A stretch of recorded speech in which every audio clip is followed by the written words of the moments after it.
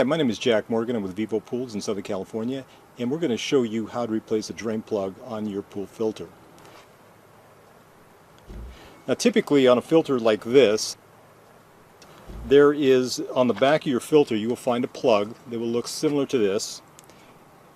And this is what you're going to basically take off when you want to drain your tank so that you can go ahead and clean out the filter elements and dislodge all the water that's in the tank, so you can go ahead and clean that out.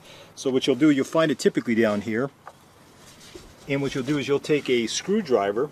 There's a slot here in the actual plug where a screwdriver can fit, and you would just turn it like this until it breaks loose, and then you can take your finger, unscrew it from the base of the filter, pull it out, and this will let the water that's in the tank evacuate out in the area where you're taking your filter apart.